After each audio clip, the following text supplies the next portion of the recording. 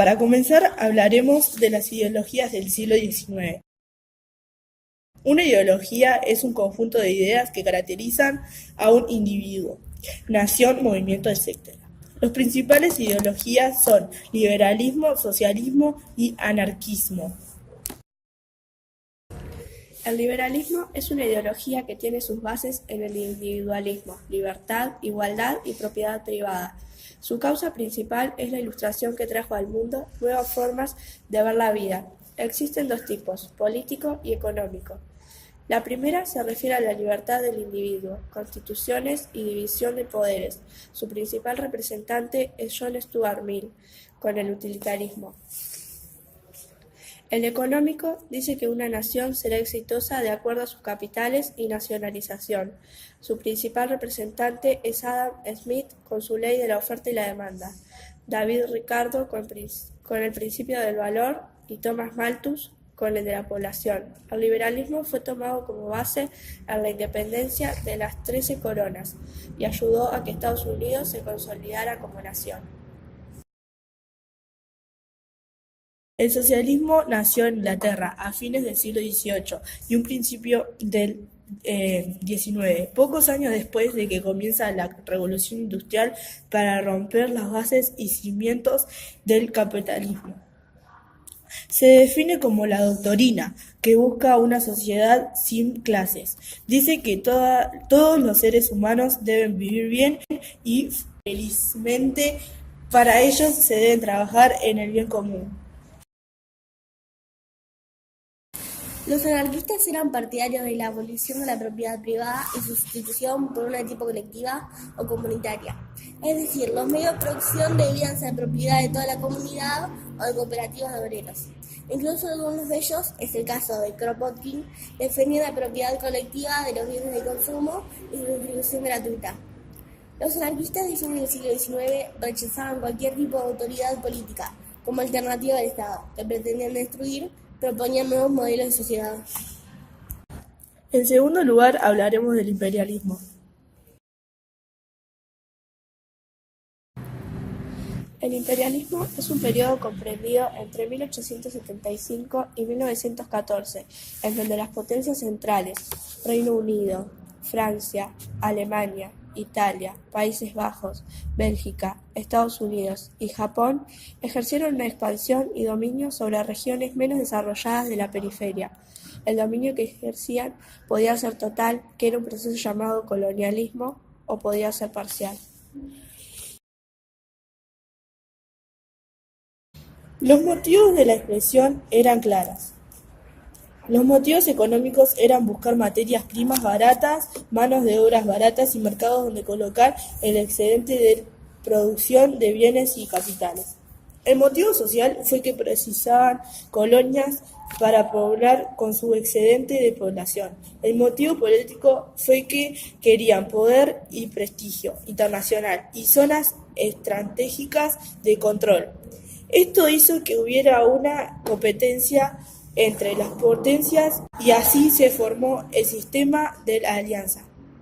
Los motivos ideológicos fueron que creían que cumplían una misión civilizadora y además creían que estaban con el derecho de evangelizar a los pueblos atrasados. Una de las consecuencias más notorias del imperialismo fue el caso de la India. La potencia central, Inglaterra, tenía como colonia a la India. Ambas comerciaban entre sí, pero Inglaterra decidió que los productos manufacturados indios ya no tuvieran la entrada a su territorio. Como India ya no podía vender sus productos manufacturados, su industria textil se derrumbó y afectó a un gran número de trabajadores y artesanos. En el imperialismo tenemos también a Estados Unidos como potencia extraeuropea. Es la relación de Estados Unidos y América. Los Estados Unidos tratan de establecer en los pequeños estados americanos su influencia financiera. Hizo una intervención política en los países para proteger los intereses de sus inversiones. Otorgó préstamos y tuvo una inversión en infraestructura y moneda estable. América Latina en la coyuntura imperialista. Los países de América Latina pasaron a ser repúblicas independientes, pero formaban parte de un orden neocolonial, por la gran dependencia económica de las potencias centrales. Entre ellas había un intercambio desigual para las repúblicas independientes, ya que se explotaba materia prima y se importaban manufacturas y tecnología. Para continuar, vamos a hablar de Uruguay, a inicios de su vida independiente, entre el periodo de 1830 y 1860. Según su cónsul francés Darwin, que visitó Uruguay en ese tiempo, de la verdadera riqueza económica era la abundancia del ganado que atraía el comercio de todas las naciones y por sí sola todos los medios de intercambio. La organización política hizo que hubiera una constitución firmada en 1830, por lo que el país se convirtió en una república democrática, con división de poderes y gobernando por el pueblo. La Constitución estableció el poder legislativo, para el cual se elige el presidente de forma indirecta y se nombra a los miembros del Poder Judicial. Tenían derecho a votar hombres mayores de 21 años, alfabetos y sin deudas. No podían votar las mujeres, ebrios, deudores, analfabetos y soldados.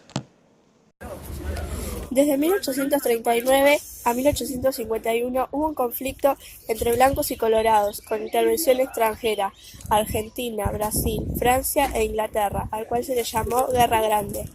La Guerra Grande fue la guerra más larga de la historia del Uruguay. Comenzó con el enfrentamiento de Manuel Oribe y Fructuoso Rivera. Oribe suprimió el cargo para limitar los poderes que Rivera tenía, lo que causó que él respondiera con armas contra el gobierno. Oribe se exilió en Buenos Aires, donde pidió ayuda a Juan Manuel de Rosas. Rivera se instaló en Montevideo en 1839, accediendo al poder por la fuerza y ejerciéndolo fuera de la Constitución. Rivera, de una forma ilegal, intenta convertirse en presidente, por lo que Oribe siguió siendo el presidente legal de Uruguay.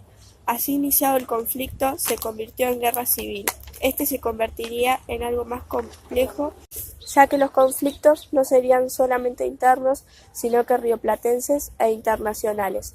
Oribe contaba con el apoyo de su aliado Rosas, mientras que por su parte Rivera contaba con el apoyo no solo de los unitarios argentinos, sino también el de Francia e Inglaterra. En 1839, cuando Oribe invadió Uruguay como general en jefe del ejército de la Confederación Argentina, Rivera lo derrotó en la batalla de Cagancha. Luego, en 1842, fue Oribe quien venció a Rivera en la batalla de Arroyo Grande. Durante el Sitio Grande se instalaron dos gobiernos, el de la Defensa y el gobierno del Cerrito. La principal actividad económica era la ganadería.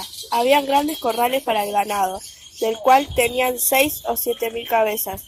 Todos los días comían carne, ya que tenían mucho ganado y les importaba más la obtención del cuero para exportar y desperdiciaban lo que sobraba porque no tenían cómo refrigerarla.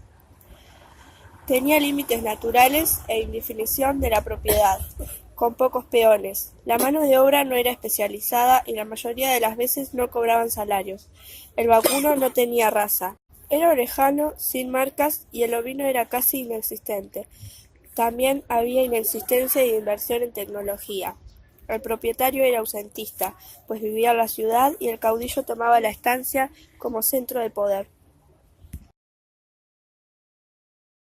Permitió al país ingresar a mejores niveles de explotación económica, impulsó la tecnificación del agro, demandó mano de obra especializada. Fue elemento de pacificación en el campo y permitió el surgimiento de un nuevo sector social con espíritu de empresa y mentalidad moderna. En 1852 no había casi existencia de ovinos y exportación de lana. A partir de 1860 la exportación aumentó mucho. En 1868 la exportación aumentó 18 veces.